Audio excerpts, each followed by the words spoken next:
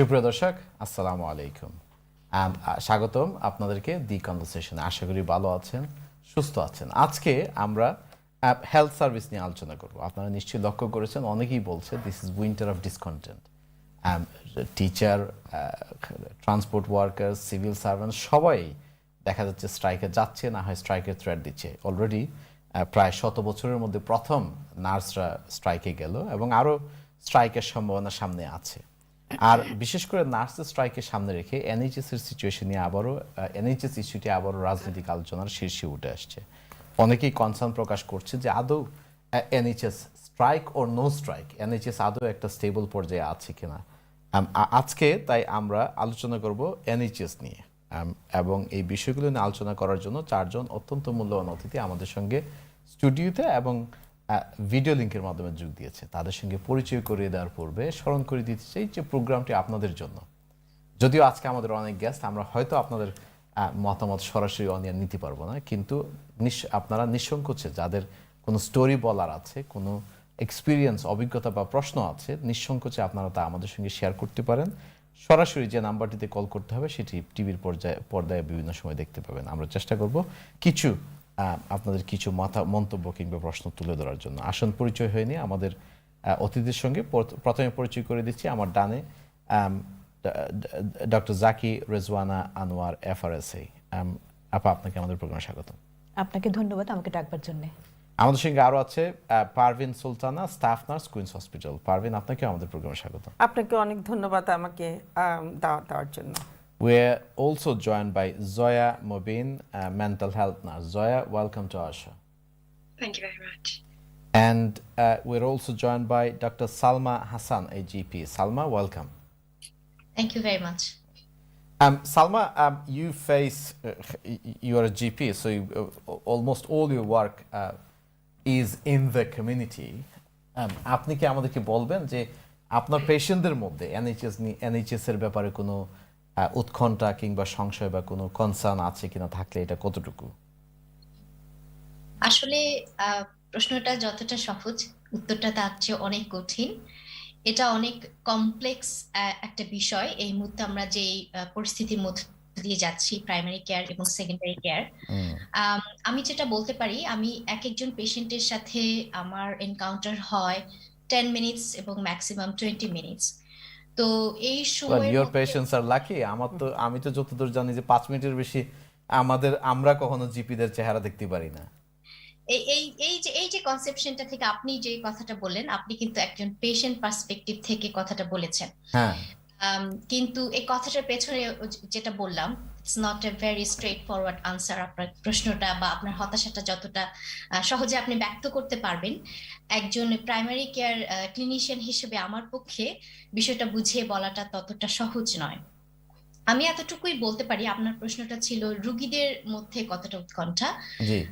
আমি বলবো, আমি রুগীদেরকে বিভিন্ন দিক থেকে দেখি, যেহেতু জিপি হিসেবে কাজ করি। একজন রুগীর মানসিক স্বাস্থ্য, শারীরিক স্বাস্থ্য, তার সোশ্যাল ব্যাকগ্রাউন্ড, অনেক কিছু নিয়ে আমাকে কাজ করতে হয়।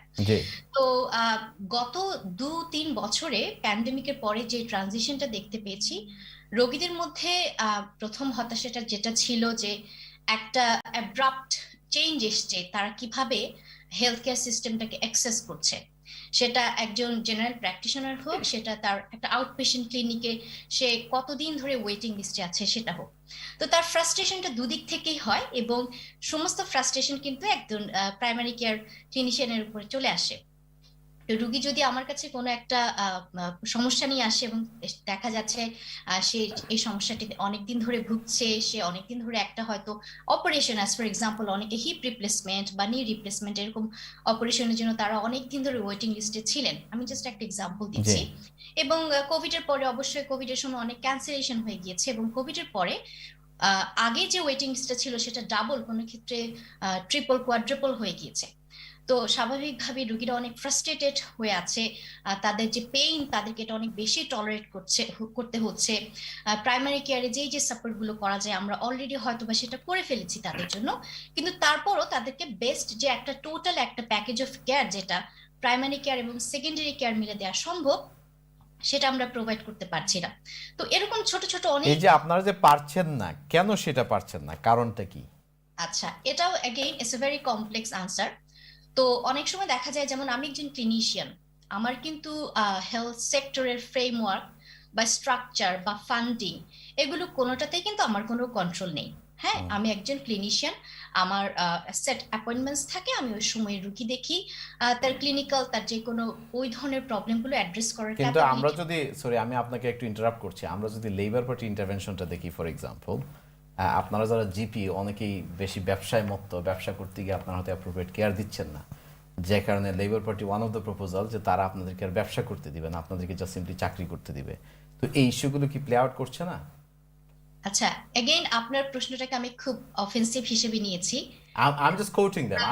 আমি বলছি না যে ইটস অ্যাবসলিউটলি ফাইন, বাট আমি জানতাম না এরকম একটা প্রশ্ন আমাকে এভাবে করা হবে। বাট এগেইন আমি মাত্রই আপনাকে বলার চেষ্টা করছিলাম, general practice is part of the NHS. G It's a very small proportionate. NHS is a combination of so many different sectors. Primary care service is not only also general practitioners, it has other community workers as well.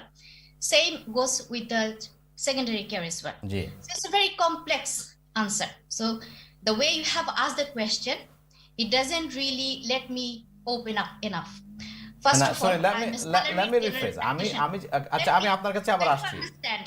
It's absolutely fine. আমি আপনার কাছে আসছি একটু বলার চেষ্টা করছি এখানে জি যে আমি একজন স্যালারিড, আমি একজন এমপ্লয়েড জেনারেল প্র্যাকটিশনার।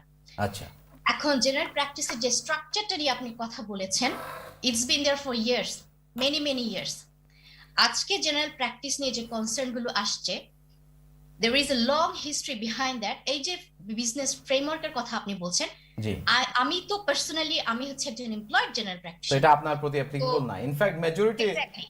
So, জিপিস আর স্যালারিড আন দেয় আপনি যে মেজরিটি। বিজনেস যে ফ্রেমওয়ার্কের কথা বলছেন, জি it's all happened within the structure of NHS, including the politicians এবং যারা ডিরেক্টরিয়াল স্টেজে কাজ করছে, হ্যাঁ। যারা NHS ইংল্যান্ড যারা থেকে যারা ডিরেক্টরিয়াল লেভেলে কাজ করছে, সেখানে অনেকেই আছেন যে leaders, they part of also general practitioner role, they জি। Also play the same role as I am doing.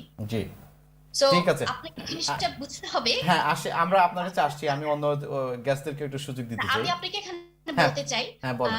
যে আসলে আমরা যখন একজন ক্লিনিশিয়ানকে কোনো প্রশ্ন করি, we really need to think about from what perspective we are coming to ask this question sensibly. Thank you. Thank you. Right, Parveen ভাই আপনার কাছে আসি। আপনারা স্ট্রাইক করলেন কয়দিন আগে, কুশন জব, তারপর আপনারা স্ট্রাইক করছেন কেন? এই দেশে কত মানুষ জব পাচ্ছে না। কুশন জব কেমন করে বলেন? আমরা তো আমাদের আমার আমার আমার নিজেকে দিয়ে যদি দেখি, জি আমি তো আমার বাসার বিল পে করতে পারছি না। আমার যে বেতন, সে বেতন তো বাড়েনি।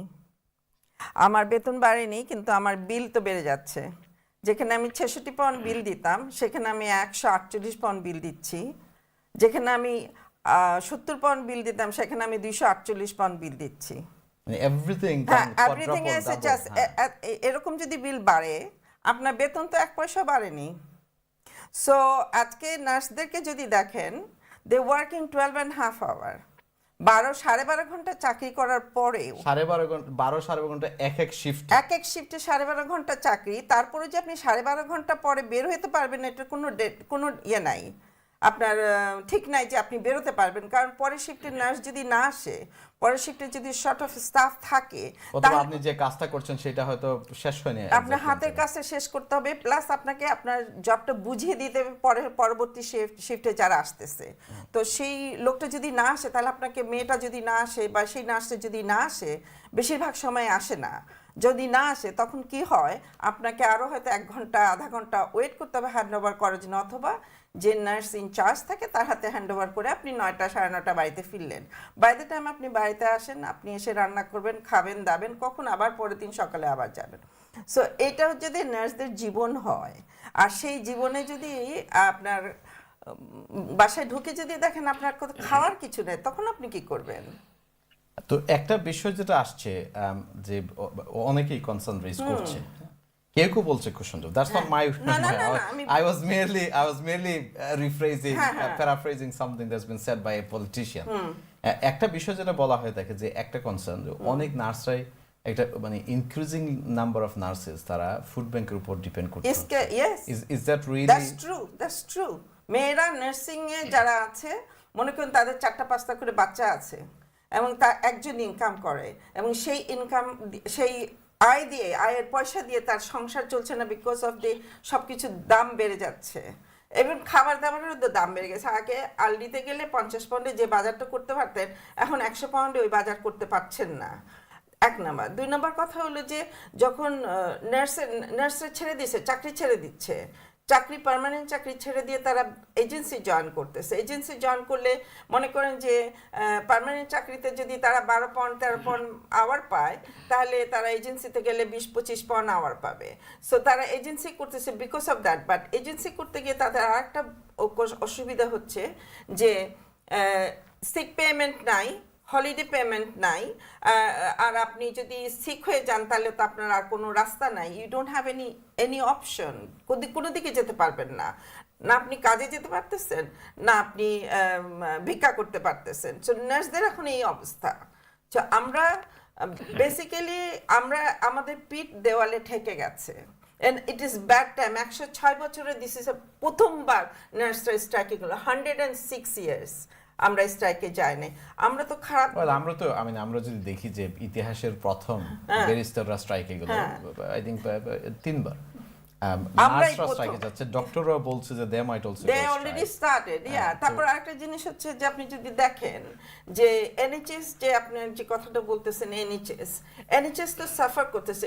NHS is in crisis because there is no staff, there is no ডাক্তাররা যেখানে 12 ঘন্টা 12.5 ঘন্টা কাজ বা 10 ঘন্টা বা 7 ঘন্টা কাজ, তারা 48 ঘন্টা কাজ করতেছে। At not safe. It is not safe for the patient, not safe for the doctor, not safe for us, not and the safe for burnout NHS. is a big issue. Yeah. আপা আপনার কাছে আসছি মানে along the same line, but I think আমরা যে মানে ক্লিনিশিয়ানদের বা প্র্যাকটিশনারদের পার্সপেক্টিভটা এতক্ষণ আলাপ করছি মোস্টলি, বাট পেশেন্টদের দিক থেকে যদি আপনি চিন্তা করেন যে আমরা মানে এনএইচএস আসলে কি পেশেন্টদের মানে নিডস মিট করতে পারছে? যদি পারেন তাহলে সমস্যাটা কোথায়, কেন পারছে না? হ্যাঁ, ধন্যবাদ। আসলে আমরা এতক্ষণ যে আলোচনাগুলো শুনলাম এবং আপনার প্রশ্নটা যদি আমি নেই, সেটার একটা সারফেসে সমাধান মানে সমস্যাটা খুঁজলে হবে না, আমি একটু ডিপ করতে চাচ্ছি। সেটা হচ্ছে যে আপনি জানবেন যে 2022 সালে গত বছরে জুলাই মাসে হেলথ অ্যান্ড কেয়ার অ্যাক্ট নামে একটা অ্যাক্ট পাস হয়েছে। হ্যাঁ, তাতে করে কিন্তু এইটা এই যে এনএইচএস এর যে অবস্থা এখন দেখতে পাচ্ছেন, এটা কিন্তু ওভারনাইট হয়নি, অনেক দিন ধরে হয়ে আসছে। There's been at least 3 major overhaul in the last 7 years. এবং এটাতে এই যে এই একটাতে হয়েছে কি, এই একটাতে হয়েছে যে আমাদের যে আগে এটা যেটা পাবলিক সার্ভিস ছিল, এটাকে অনেকটা আমেরিকান স্টাইল এটা ম্যানেজ কেয়ার মডেলের দিকে চলে যাচ্ছি। যেটা হচ্ছে এখন সমস্যা সেটা হচ্ছে যে এতগুলো যে সমস্যা দেখতে পাচ্ছেন, কি কারণ এই মানে এনএইচএসটাকে 42 বিজনেস লাইক স্ট্রাকচার ভাগ করা হয়েছে। ফাউন্ডেশন ট্রাস্ট যেগুলো, হ্যাঁ, না এখন এটাকে নতুন নাম দেওয়া হচ্ছে ইন্টেন্সিভ কেয়ার সিস্টেমস। হ্যাঁ, তা এখন এইটাকে হলো গভর্নমেন্ট আপনার প্রত্যেকটা 42 যেই হ্যাঁ অঞ্চল ভেদে এবং প্রত্যেকে একটা ফিক্সড বাজেট দেবে এবং তাকে বলবে যে তুমি 2 থেকে 3 মিলিয়ন লোককে সার্ভিস দাও, এবং যেই বাজেটটা হবে সেটাকে বলা হয়েছে they are allowed to make profit. এখন এই কোম্পানিগুলো প্রফিট মেক করে কিভাবে? প্রফিট মেক করে আপনার স্টাফদেরকে অল্প পয়সা দিয়ে বা লোয়ার কোয়ালিটি স্টাফ আনবে। এবং হেলথ সেক্টরে কিন্তু আরেকটা মানে আপনার যে প্রফিট ম্যাক্সিমাইজ করার আরেকটা বড় স্কোপ হলো যে মানে ডিনায়াল অফ দ্য কেয়ার এবং rationing of the care, and you have the less access to health service. এই জিনিসগুলোই আমরা এখন দেখতে পাচ্ছি। এবং আপনি জানবেন যে এটা গভর্নমেন্টের অনেকদিন ধরে পলিসি। গত এক ডেকেডে আপনার 100টার মতন অ্যাক্সিডেন্ট অ্যান্ড এমার্জেন্সি ডিপার্টমেন্ট বন্ধ হয়ে গেছে অনেকগুলো হাসপাতালে। এই যে আপনি হাসপাতালে রোগী নিয়ে যাচ্ছেন, ঢুকতে পারছেন না, 10-12 ঘন্টা আপনি অ্যাম্বুলেন্সে থাকছেন, কিসের জন্য? কারণ এগুলো অ্যাক্সিডেন্ট অ্যান্ড এমার্জেন্সি বন্ধ হয়ে গেছে। নট অনলি দ্যাট, অনেকগুলোতে যেখানে মনে করেন যেমন এক এলাকা কাছাকাছি 3টা আপনি দূরে আরেক জায়গায় গিয়ে পাঠানো হচ্ছে, সেটা কেন? কিন্তু যেখানে আপনাকে রিডাইরেক্ট করছে সেখান থেকে ক্যাপাসিটি ইনক্রিজ করা হয়। হ্যাঁ, এবং এই সাথে সাথে এই যে অ্যাক্সিডেন্ট এমার্জেন্সি বন্ধ হয়ে গেছে, শুধু তাই না, হসপিটালের বেড কমানো হয়েছে।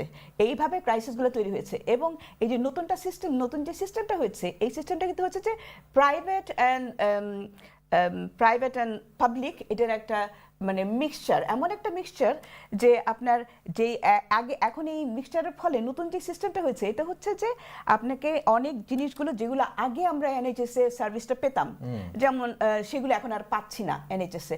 যেমন আপনার ক্যাটারেক্ট সার্জারি এখন আপনার হয়তো একটা চোখ অপারেশন হলো, কিন্তু সেকেন্ড চোখ আপনি আর এনএইচএস এ পাবেন না। নি রিপ্লেসমেন্ট, জয়েন্ট রিপ্লেসমেন্ট, এগুলো হয়তো কোনো কোনো এরিয়াতে পাচ্ছেনই না। কাজেই এটা ডিপেন্ড করে যে ওই আইসিএস যেটা যে 42 আইসিএস আছে তাদের ডিসক্রিপশনের উপরে। এখানে একটা মারাত্মক মানে মিসকনসেপশন আপনার হচ্ছে, প্রয়োজন থাকলেও সেটা আপনাকে দিচ্ছে না। মিসকনসেপশন হচ্ছে যে ডাক্তাররা কি ডিসিশন নেবে সেটা কিন্তু এখন সেই ক্ষমতাটা তুলে নেওয়া হয়েছে। এবং প্রাইভেট কোম্পানিগুলো কি করছে যে যেই ব্যবসা, যেই চিকিৎসাগুলো লাভজনক সেইগুলো তারা করছে। যেমন মেন্টাল হেলথ কিন্তু এখন 70% প্রাইভেটে করছে, কিন্তু যেগুলো ডিফিকাল্ট সেগুলো দেওয়া হচ্ছে এনএইচএস এর উপরে। হ্যাঁ, এবং এটা একটা চেরি পিকিং এর মতন অবস্থা। That's understandable, isn't it? আপনি যদি প্রাইভেট প্রোভাইডার হন, 3.2 মিলিয়ন আপনারা শুনতে পাচ্ছেন, 3.2 বিলিয়ন দেওয়া হচ্ছে, কিন্তু এটা থ্রু, আমি তো মনে করি যে এনএইচএস একটা খোলস, এটার ভিতর দিয়ে এখন প্রাইভেট যে কোম্পানি সরি আপনি নিয়ে আসছেন এটা আসতে যাচ্ছেন যে 3 বিলিয়ন যেটা দেওয়া হচ্ছে, এর একটা বড় অংশ তো যাবে যে প্রাইভেট প্রোভাইডার যারা bed, for example care homes and so on, এই বেড গুলো হায়ার করতে একটা বড় অংশ যাবে। So it's not really going to the not at all.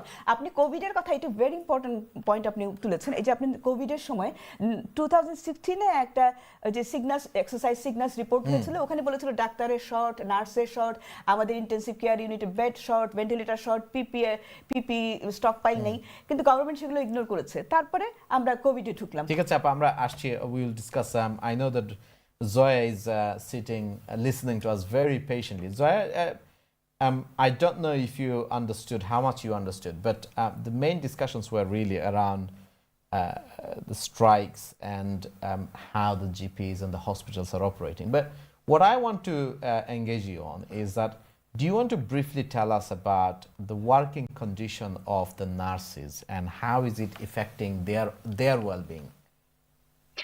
So I think some of the things that have been mentioned already that I understood was that, you're having to work long hours because, you don't have the staff to cover yourself. Yeah. And so I've had loads of shifts where I have to stay over, there's their paperwork to do, and sometimes there's just not enough nurses. So where I work, we're a community mental health hospital, so we are already sort of smaller scale, so that means less staff. So when our staff isn't enough, then we have to go to agency, and sometimes agency doesn't turn up, and then you have to cover that shift, and it just goes on, and it impacts the staff. It impacts everything around you, your own mental health, which is something that you should be looking after as well. So one of the concern raised is burnout. How common is it among, say, nurses, for example, to suffer from burnout? I mean, is that the scenario you describe? You might have to end up picking up so many shifts, extra hours. Is it on a regular basis? Is it weekly, monthly? Regular. How often? How frequent is that? Regular. I think the burnout itself is happening more frequently. I know that there are loads of wards sort of in my trust where they are just running on agencies, and Right. they're having to borrow staff from other agents, from other wards, because it's just not enough, because people are just leaving thinking, you know what, I've had enough. And so I think it's happening more, way more frequently than it used to, if you're sort of thinking, if you go way in the And past. are you concerned that this may be affecting, even endangering patient safety? Yeah, I mean, if you don't have the staff to cover what you're supposed to do, then you're running on less staff, and that is a concern for patient safety, of course. Yeah. Right. Salma, আমি আপনার কাছে আবার আসছি।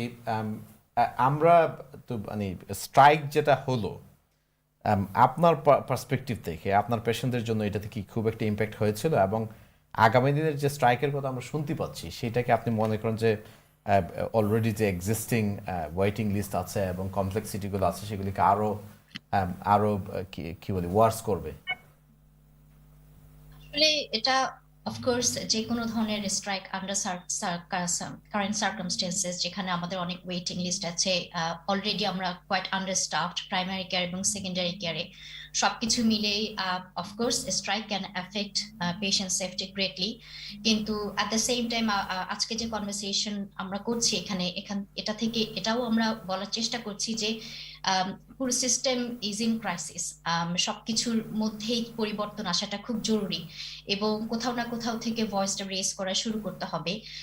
So nurses, paramedics, general practitioners, আসলে সবাই কিন্তু part of the NHS, সবাই মিলেই একটা সাস্টেনেবল হেলথ সেক্টর ক্রিয়েট করতে পারে। জি তো সেক্ষেত্রে এই যে এন্ডেঞ্জারিং সিচুয়েশন হতে পারে পেশেন্টদের জন্য বা হচ্ছে অলরেডি, সো এদিক থেকে আসলে পলিটিশিয়ান এবং যারা অর্গানাইজেশনাল সেক্টরে আছেন, যারা এটা নিয়ে কাজ করছেন, তাদের এটা আন্ডারস্ট্যান্ডিংটা আসলে আরো ইনডেপথ হতে হবে। এবং আমার ক্ষেত্রে আমি তো বলবোই, একজন ক্লিনিশিয়ান হিসেবে patient safety is always our priority, but of course under certain circumstances we always need to raise our voice and do something. তো একটা বিষয় আপনি যাওয়ার আগে জানতে চাই যে আপনি তো নিশ্চয়ই লক্ষ্য করছেন সরকার কি বলছে, যে তারা কিভাবে এটাকে অ্যাড্রেস করবে, এবং বিরোধী দল বিশেষ করে shadow health secretary West reading lately he has also been at the top of the news on these issues. তো আপনার কি মনে হয় যে সরকার এবং the government in waiting as they claim, তাদের কথা শুনে আপনি কতটুকু আশ্বস্ত যে চ্যালেঞ্জগুলোকে ফেস করার জন্য তাদের আইডিয়াগুলো রাইট বা যথেষ্ট পরিমাণ ইনিশিয়েটিভ তাদের কাছে আছে? আসলে এই ধরনের কনভারসেশন তো শুধু আজকে অথবা কালকে হচ্ছে না, এটা অনেক দিন জি। ধরেই চলছে এবং এনএইচএস এর সমস্ত ইস্যু কিন্তু আজকে হচ্ছে না, এটা হঠাৎ করে এটা একটু লাইমলাইটে চলে এসছে বিকজ পেশেন্টস এখন অনেক বেশি কনসার্ন এবং এটা নিয়ে অনেক মিডিয়া অনেক লাইমলাইট পাচ্ছে। প্রাইমারি কেয়ার নিয়ে যেই ইস্যুটা, এটা মিডিয়ার এখন অনেক লাইমলাইট পাচ্ছে দেখে এটা নিয়ে অনেক কনভারসেশন হচ্ছে, পেশেন্টদের অনেক ফ্রাস্ট্রেশন আসছে দেখে এটা নিয়ে হচ্ছে। কিন্তু এই সিস্টেমটা কিন্তু ভাঙা অনেক বছর ধরে, এবং ইস্যুস কিন্তু বার্নিং ইস্যুস গুলো ছিল এখানে অনেক বছর ধরে। আমি যখন প্রথম এনএইচএস এ কাজ করা শুরু করি, যখন থেকে ট্রেনিং করা শুরু করি, তখন থেকেই কিন্তু এই জিনিসগুলো No, নিয়ে of course, আসলে it's the making of many years of underfunding, exactly disorganization, misorganization, whatever you call it, অনেক দিন থেকেই আছে। তো আমরা কি ধরে নিব যে আপনি বলছেন যে এখন পর্যন্ত আমরা যা শুনতে পাচ্ছি আসলে মানে খুব বেশি আশার আলো নেই? আশার আলো নেই বলতে কি, কিছু তো কাজ অন্তত শুরু করতে হবে, বাট আমি মনে করি না যে, আমার মনে হয় কেউই এটা মনে করবে না যে ওভারনাইট কোনো সলিউশন হতে পারে। যেই সমস্যাটা হয়তো অনেক বছর ধরে চলছে, সেটার সমাধান তো আসলে কয়েক মাসের মধ্যে কখনোই আসতে পারে না। এবং পলিটিশিয়ানসদের আসলে এবং ফান্ডিং রিলেটেড যে ইস্যুস গুলো আছে, এবং টোটালি আসলে দেশেরও এখন যে অর্থনৈতিক যে সিচুয়েশন আছে, দেশ যে পরিস্থিতির মধ্য দিয়ে যাচ্ছে, সেখান থেকে এই মুহূর্তে হয়তো খুব একটা মানে আশা রাখতে পারি সেটা স্ট্রংলি বলতে পারছি না। ঠিক আছে, ডক্টর সালমা আমাদের সঙ্গে জয়েন করার জন্য আপনাকে অসংখ্য ধন্যবাদ। Thank you very much. Parveen আপা, আপনার কাছে আসি, আমরা বিরতি যাব, তার আগে ভেরি ব্রিফলি আরেকটু আপনি কি এলাবোরেট করবেন এই যে পেশেন্ট সেফটির যে ইস্যুটা আসছে, যে নার্সদের বার্নআউট কতটুকু সিরিয়াস, এবং এটা কি অ্যাক্রস দ্য কান্ট্রি নাকি অঞ্চল ভেদে কোনো কোনো জায়গায় সিরিয়াস? আই থিঙ্ক এটা অ্যাক্রস দ্য কান্ট্রি, এটা একটা মাত্র হসপিটাল বা একটা মাত্র এরিয়াতে না, এটা সব জায়গাতে। আপনি যদি দেখেন আজকে নট অনলি আমরা লন্ডনে আছি, লন্ডনে না, স্কটল্যান্ডে দেখেন, আয়ারল্যান্ডে দেখেন, সব জায়গাতে স্কটল্যান্ড আয়ারল্যান্ড যেখানে জনসংখ্যার মানে কম, অনেক কম। স্কটল্যান্ডের নার্সরা স্ট্রাইক পোস্টপোন করেছে কারণ গভর্নমেন্ট হ্যাজ টেকেন স্টেপ। আমাদের গভর্নমেন্ট তো কথাই বলতে চাচ্ছে না। সো এখন ইভেন আমাদের আরসিএন এর যে চেয়ার, সে বলছে যে ঠিক আছে আমরা 19% আমরা হাফ হয়ে আসি, আমরা ওই প্রবলেম তো হচ্ছে যে সরকার আলোচনাই করছে না, সরকার আলোচনাই করতে চাচ্ছে না। তো এটাই হচ্ছে যে কথা, যা আমরা আজকে যারা নার্সিং এ আছি, আমরা বেশিরভাগই আজকাল সবাই চাকরি ছেড়ে দিতে চাচ্ছে এবং দিচ্ছে, যার জন্য হচ্ছে কি, এবং যারা চাকরি ছাড়তেছে না তারা সিক হয়ে যাচ্ছে, বিকজ এত বেশি প্রেশার হচ্ছে। এই প্রেশারের কারণে যখন নার্স থাকবে না, তখন আপনি মনে করেন যেখানে আমরা আগে পার পার্সন 4 জন পেশেন্ট নিতে পারতাম, যদি এইচডি হয় মানে 1-to-1 পেশেন্ট থাকে তাহলে 1 জন বা 2 জন, বাট নর্মালি 4 জন পেশেন্ট 1 জন নার্স আমাদের। এখন আমাদেরকে বলা হচ্ছে মিনিমাম 5 জন পেশেন্ট নিতে হবে। 5 জন পেশেন্ট নিতে গেলে আপনি you are not equally given them your capacity আমার workload capacity already নাই। 25% হ্যাঁ, increase. আমার ক্যাপাসিটির বাইরে যদি 4টা পেশেন্ট আমার থাকে, 4টা পেশেন্টের যদি এক একজনের 3টা করে অ্যান্টিবায়োটিক একই সময় হয়, so you think about antibiotic, এক একটা অ্যান্টিবায়োটিক 1 ঘন্টা করে চলে, তো একটা পেশেন্টের পিছনে আমার 3 ঘন্টা চলে যাচ্ছে, তাহলে আমি আরেকটা পেশেন্টকে সেম টাইমে কি করে অ্যান্টিবায়োটিক সেটাই। দেবো?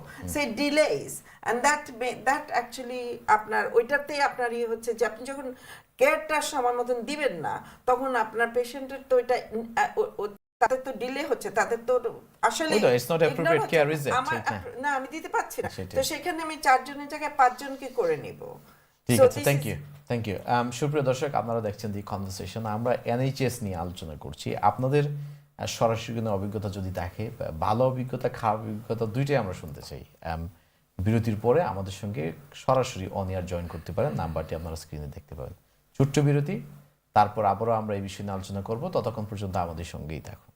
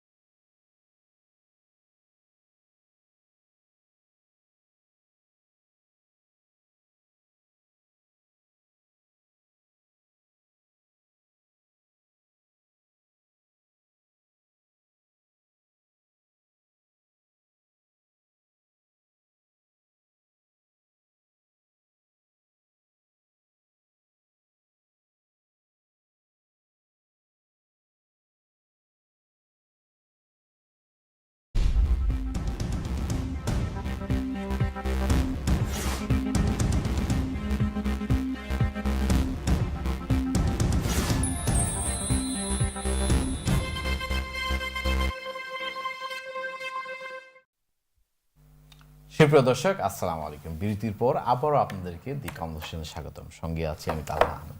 আজকে আমরা এনএইচএস নিয়ে আলোচনা করছি। আসলে এনএইচএসটা আমাদের জন্য অত্যন্ত গুরুত্বপূর্ণ একটি প্রতিষ্ঠান।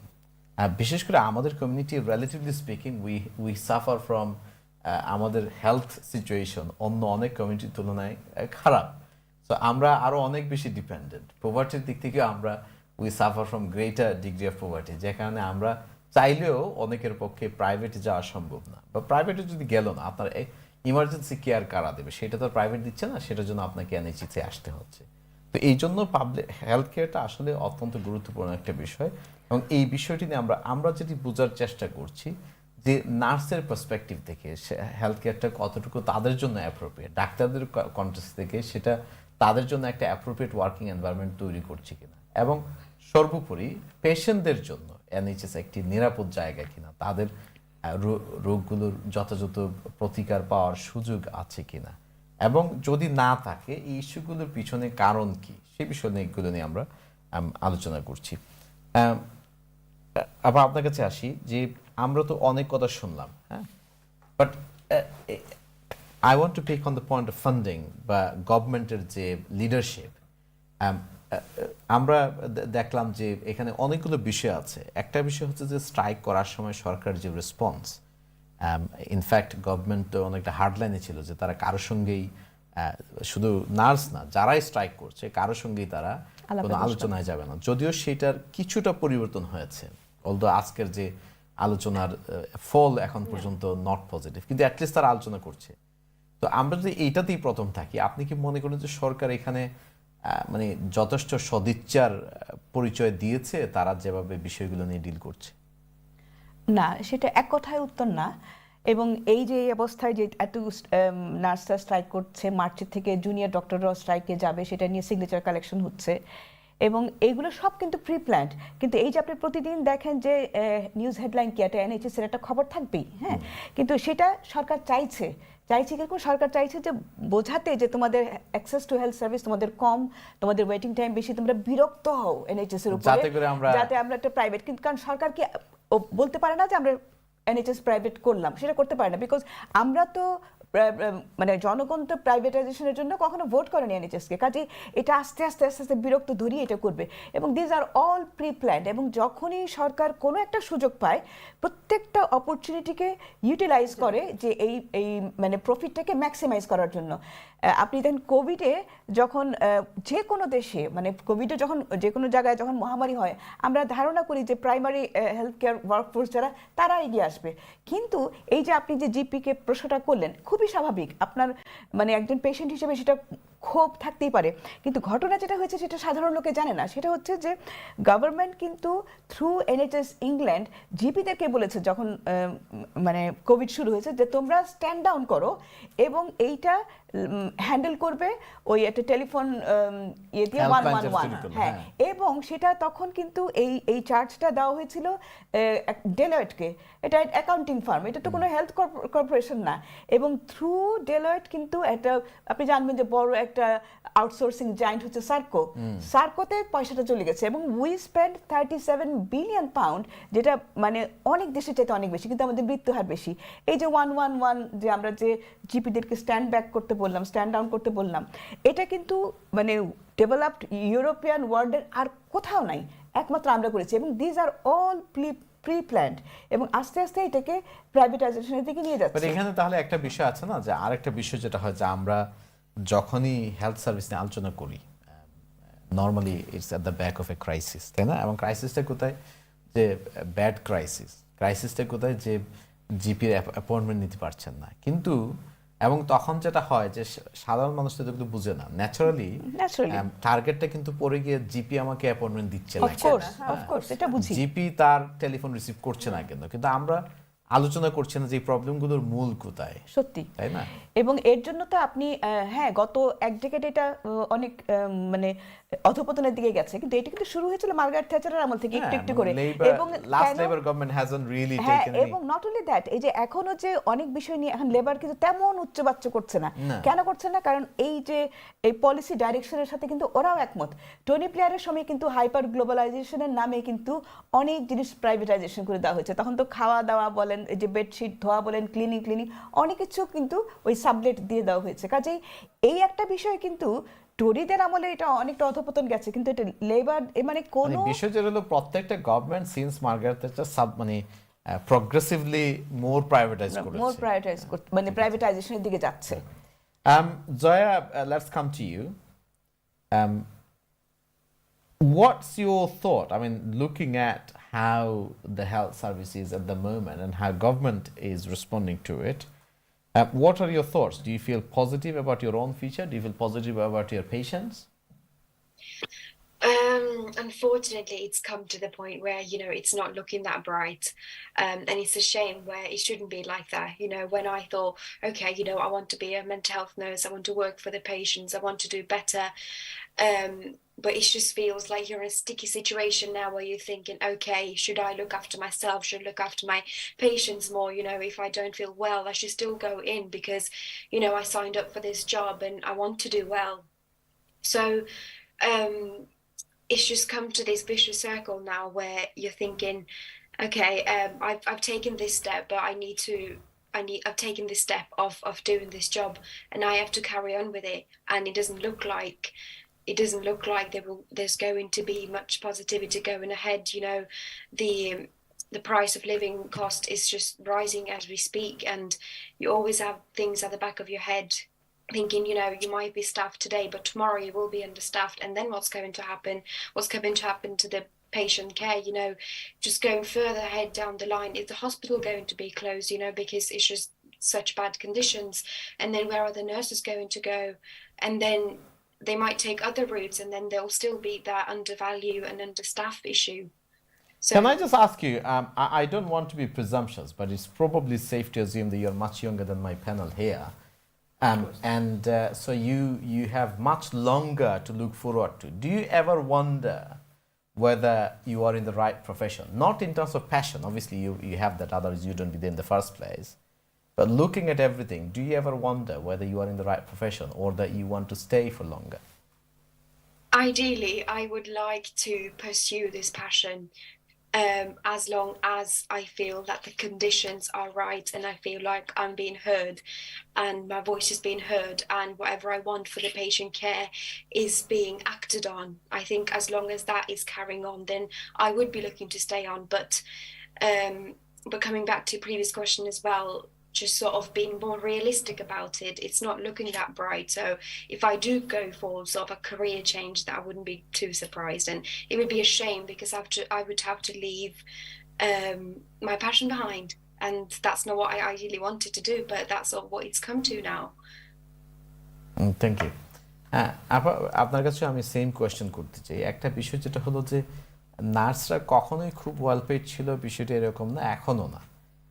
এবং মানে রিলেটিভলি স্পিকিং, এবং অনেকেই অধিকাংশ, at least all that I know, and I don't know many, অধিকাংশ এখানে গিয়েছে কোনো না কোনো প্যাশনের কারণেই তারা গিয়েছে। তা আপনি কি, আপনার এক্সপিরিয়েন্স এরকম কি হয় যে অনেকেই কনসিডার করছে বা অ্যাটলিস্ট অকেশনালি মনে করে যে আদৌ এই প্রফেশনে থাকা কি ঠিক কিনা? বা হ্যাঁ, অনেকেই বলতেছে এটা, স্পেশালি ইয়াং জেনারেশন যারা, তারা এখন এটা চিন্তা করতেছে যে এই প্রফেশনে এসে আমাদের এখন এই অবস্থা সরি আমাদের এই অবস্থা।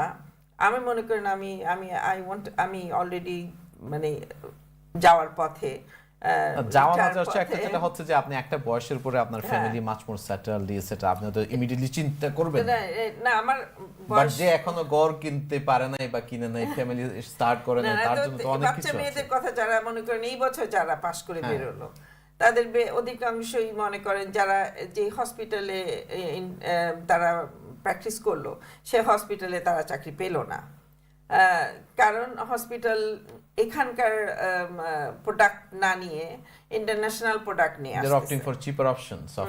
ইন্টারন্যাশনাল প্রোডাক্ট আসতেছে, এখানকার প্রোডাক্টদেরকে চাকরি দিল না। তো তারা তখন কি করতেছে, বাইরে কোথাও যাওয়ার চেষ্টা করতেছে, এবং অনেকেই চিন্তা করতেছে যে I go to higher education and do something else rather than just undergraduate হয়ে বা গ্র্যাজুয়েট হয়ে নার্সিংয়ে থাকা। কেউ কেউ আছে এখনো, কেউ কেউ চিন্তা করছে যে এর চেয়ে ভালো সেঞ্চুরিতে প্যাকিং আপ জব করা অনেক ভালো। অ্যাটলিস্ট আপনার একটা মানে কি বলে ডিফাইন্ড হ্যাঁ 7 ঘন্টার শিফট করে বাড়ি চলে গেলা, এক্সট্রা করতে হলে করলা। বাট এখানে আমরা 12.5 ঘন্টার শিফট করেও আমাদের আমরা enough not get paid enough. হ্যাঁ, আরেকটা কনসার্ন যেটা হলো যে অনেক বছর থেকে এই কনসার্নটা আছে এবং ব্রেক্সিটের পরে যদিও এখন খুব সচরাচর বলে না, বাট একটা কনসার্ন যে অনেকেই মানে হিউজ অ্যামাউন্ট অফ ভ্যাকেন্সিজ যেগুলো অনেক, ফিল আপ করা হ্যাঁ, সম্ভব হচ্ছে অনেক ভ্যাকেন্সিস আছে এখনো। মনে করেন যে কোন কোন জায়গাতে 11%, কোন কোন জায়গাতে 15% ভ্যাকেন্সিস আছে। মনে করেন যে শিফটে 11 জন 12 জন নার্সের দরকার, সেই শিফটে যদি 7 জন 8 জন নার্স হয়, তাহলে 4 জন নার্স কম পড়ে যাচ্ছে। কোন কোন সময় 5 জন 6 জন নার্স কম পড়ে যায়। তো তখন আপনার শিফট কন্ট্রোল করা কত মুশকিল হয়, যে আপনি এ নিয়ে আপনাকে প্রেশার দিচ্ছে, তুমি বাচ্চাদের নিচ্ছ না কেন, দ্য ওয়ার্ড নিতে পারতেছে না বিকজ দে ডোন্ট হ্যাভ তাদের এনাফ স্টাফ নাই যে লুক আফটার করবে বাচ্চাটাকে। সো যার পর্যায়ে উপর থেকে প্রেশার আসতেছে, তোমরা কেন নিচ্ছ না, তোমাদের বিরুদ্ধে কমপ্লেন যাবে। তো এগুলো সমস্ত কিছু নিতে হয়। Compliance and also consuming a lot of human হ্যাঁ আওয়ার্স। হ্যাঁ, কমপ্লেন, আর সাথে সাথে ডেটা যাচ্ছে আপনার নামে, চিঠি চলে যাচ্ছে চিফ এক্সিকিউটিভের কাছে। আমার এরকম হলো গত জাস্ট বিফোর ক্রিসমাসের আগে এক শিফটে কোনো পার্মানেন্ট স্টাফ নাই। আমি হসপিটাল নাম বলবো না, I was in charge of the ward. আমরা এজেন্সি কাজ করি, আমি শিফটে এক্সট্রা শিফট করতেছি ওখানে। আমি ওয়াক ইন করলাম, আমাকে বললো ইউ আর ইন চার্জ। আমি say don't be joking, it is not joke, I am going home. বলে না আর কেউ নাই, তুমি সবচেয়ে senior, I am in charge হয়ে গেলাম। তারপরে রাত্রেবেলা একটার পর একটা পেশেন্ট আসতেছে, 3 জন মানুষ, আমরা মাত্র 3 জন নার্স, আমরা 12 জনের বেশি নিতে পারি না। তারপরে বলতেছে না আরো নিতে হবে। তো আমি বললাম যে রাম নিব না, আর কি করবা। তো সাইট ম্যানেজার ওয়ার্ডে এসে ইয়ে করলো যে তোমাদের বিরুদ্ধে চিফ, তোমরা answerable two chief executive. I say bring the chief executive here now, we are going to answer, otherwise we taking our bag, we going home, you run the ward, we are not running. আমরা বলছি যে তোমরা যদি এরকম আমাদেরকে pressure করো, 12টা patient already আছে, তার মধ্যে 2টা এইচডিইউ, আমরা কি করে আরো পেশেন্ট নিব, তাদেরকে তোমরা লুক আফটার করো, না হলে অন্য হসপিটালে ট্রান্সফার করো। বলে কোনো হসপিটালে জায়গা নেই, তো আমরা কি করব, তোমরা স্টাফ দাও, স্টাফ দিলে আমরা পেশেন্ট নিতে পারি। সো এই ধরনের এই যে সিচুয়েশন গুলো, এটা কি স্টাফ শর্টেজের কারণে হচ্ছে, যে স্টাফ পাচ্ছি না, নাকি ফান্ডিং অ্যারেঞ্জমেন্টের কারণে হচ্ছে, না কিসের জন্য এটা হচ্ছে? I am sure it's combination of all of অবশ্যই combination of funding and staff shortage. যেটা আমি একটু আগে বললাম যে বিকজ অফ আমাদের যে স্ট্রেসটা হচ্ছে, এইসব স্ট্রেসের কারণে অনেক নার্স অসুস্থ হয়ে যাচ্ছে, অনেক নার্স চাকরি ছেড়ে চলে যাচ্ছে, অনেক নার্স লং টার্ম সিকনেসে চলে যাচ্ছে। তাতে করে হচ্ছে কি ওয়ার্ড ইজ নট রিকভারিং, ও তাদেরকে রিপ্লেস করতে পারতেছে না। যেহেতু রিপ্লেস করতে পারতেছে না, তখন তারা এজেন্সি নিয়ে আসতেছে। এজেন্সি নার্সরাও তো একটা লিমিট থাকবে, তারা কাজ করবে, তো তারা আসতেছে, তারা করতেছে। তখন দেখা যাচ্ছে যে এই যে ম্যানেজমেন্ট যে আপনার উপরে যে প্রেশারটা ক্রিয়েট করে, তো as an agency you don't know their administration, you can run the ward, you can do the patient care, but আপনার বাকি কাজ তো আপনি করতে পারবেন না, because you are agency, you don't know anything. তখন যদি প্রেশারটা আপনার উপর আসে, তখন আপনি কি করবেন? রাইট। সো ফান্ডিং, অবশ্যই ফান্ডিং ব্যাপার আছে। আরেকটা বিষয় আমরা একটু লাইটলি টাচ করেছি, আমরা মানে লেবার পার্টি একটা যে বিষয় নিয়ে খুব প্রাউড ফিল করে, যে they are the one who created health service. তো আমরা তো গত কয়েকদিন থেকে লেবার পার্টির কাছ থেকে অনেক কিছু শুনলাম। আপনার কি মনে হয় যে লেবার পার্টি কি আইডিয়ার দিক থেকে, পলিসির দিক থেকে, are they holding government to account enough, are they offering fresh ideas that might bring some change? আমি আশা করেছিলাম, কিন্তু আমি খুব একটা আশাবাদী না।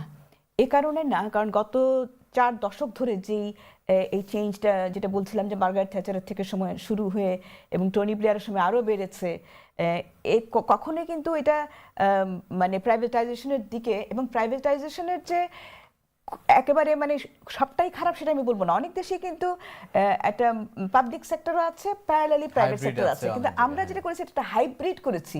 হাইব্রিড করে আমরা ওই পাবলিকের ভেতর দিয়ে প্রাইভেটে পাঠাচ্ছি। যেটার কারণে যেটা হচ্ছে যে মানে সরাসরি যদি প্রাইভেট হতো আপনি যে তাদেরকে যে স্ক্রুটিনাইজ করতে হ্যাঁ, পারতেন আপনি সেটা মানে পারছেন না। অ্যাকর্ডিং অনেক দেশে আছে যে আপনার ইয়ের উপরে নির্ভর করে, আপনার ইনকামের উপর নির্ভর করে কে কোনটা পাবে। হ্যাঁ, এখন দেখেন এই যে ডাক্তারের শর্টেজ, নার্সের শর্টেজ, ব্রেক্সিটের পরে আমাদের তো রিক্রুটমেন্ট ক্রাইসিস, আমাদের রিটেনশনের ক্রাইসিস। হ্যাঁ, তো আর এই যে মানে ভ্যাকেন্সির কথা বলেন, আর হয় কি মানে লেবার বলেন আর কনজারভেটিভ বলেন, সব মানে যখন একটা পলিসি তারা ইচ্ছা মতো অটোক্রেটের মতন মানে স্টাবলিশ করতে চায়, তখন কিন্তু তাদের একটা বলির পাঠার দরকার হয়। বলির পাঠাটা হচ্ছে কারা? এই ডাক্তাররা, যে মানে ওরা ইয়ে দিচ্ছে না, মানে ওরা পেশেন্টদেরকে। ঠিক আছে, আমরা আপনার কাছে আবার আসছি, একটা কল নিচ্ছি। আসসালামু আলাইকুম কলার, কে বলছেন, কোত্থেকে বলছেন? হ্যালো, জি ভাই, আমরা শুনতে পাচ্ছি। আপনার নাম বলুন, কোত্থেকে বলছেন বলুন, এবং খুব সংক্ষেপে আপনার প্রশ্ন বা মন্তব্য করুন।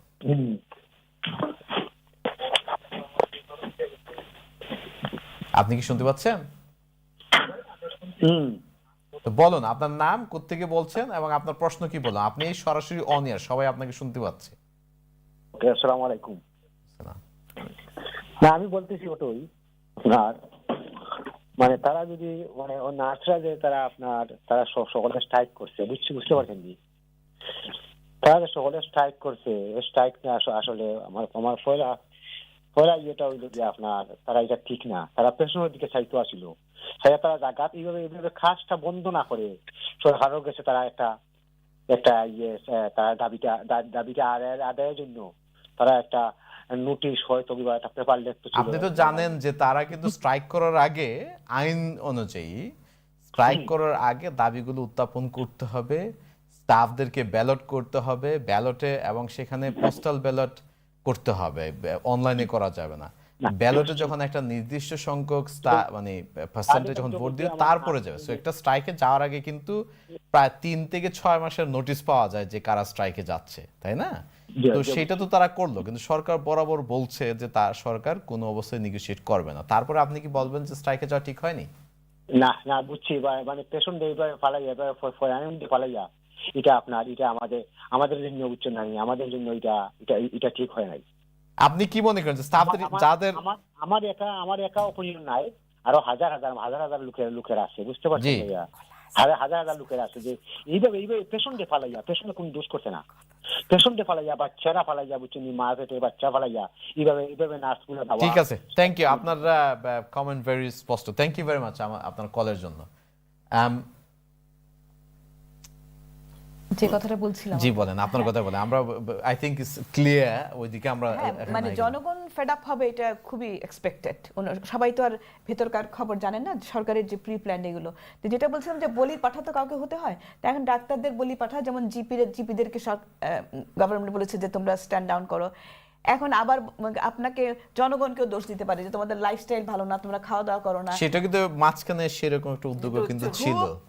In fact I think current prime minister কিন্তু এরকম একটা বলছিল যে যারা অ্যাপয়েন্টমেন্ট মিস করবে তাদেরকে 10 পাউন্ড করে উনি এটা ইউ টার্ন করেছেন। হ্যাঁ, কিন্তু তারপর আবার এর আগে শোনা যেত যে ইমিগ্রেন্ট যারা এসছে তারা বেশি হেলথ সার্ভিস ব্যবহার করছে, কাজে আপনি নানা ধরনের সেটা বলে তারা হেলথ সার্চার্জ আনলো যে যারা টেম্পোরারি তে আছে। বলি পাঠা আপনি হতে পারেন, কিন্তু আপনার এই মানে অনুষ্ঠানে আমি একদম বলে যেতে পারি what you are going to see, মানে কিছুদিনের ভিতরে, সেটা হচ্ছে যে মানে এই যে কোম্পানিগুলো আসবে, ইন্স্যুরেন্স কোম্পানিগুলো, ওরা স্ক্রুটিনি করবে যে কাকে কাকে কি ট্রিটমেন্ট দেওয়া যায়। মনে করেন আপনি একটা ইন্স্যুরেন্স কিনলেন, হ্যাঁ, এখন আপনি একটা ট্রিটমেন্ট পাবেন কি পাবেন না, ওরা তো চেষ্টা করবে যে যত পারে রেশনিং করে, যত পারে আপনাকে কম চিকিৎসা দিয়ে, ডাক্তার যদি মনেও করে এই ট্রিটমেন্টটা দিবে, তাও দিতে পারবে না। এখন তারা বলবে যে ও আচ্ছা, এই কন্ডিশন তোমার প্রি এক্সিস্টিং কন্ডিশন, এটা তোমার ইন্স্যুরেন্স নেওয়ার আগে থেকে ছিল। হ্যাঁ, আবার ধরেন একটা অথবা তুমি আমাদেরকে যথেষ্ট পরিমাণ সাফিশিয়েন্ট অনেস্ট ডিক্লারেশন দাও, তারপর আরেকটা, অথবা এই অপারেশন করে আমরা মনে করি তোমার খুব একটা লাভ হবে না, কাজে এটা করব না। এবং একটা পেশেন্ট আছে যে মানে 22 বছরের একটা মেয়ে সার্ভিক্যাল ক্যান্সার হয়েছে, তো বলছে যে you are too young to have cervical cancer.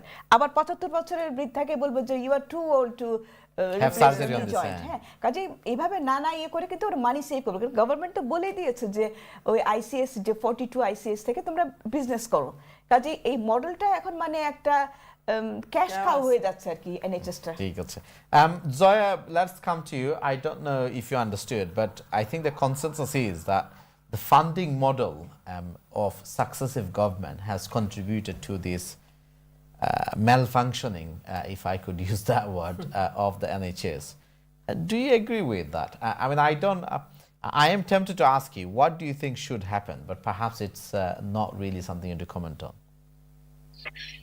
Well, to start with, it would be nice if nurses are getting the pay that we deserve. Just to start with, you know. And when you say pay you deserve, are you asking for 19%? Are you asking for, is it 9.5%? Are you asking for 5%?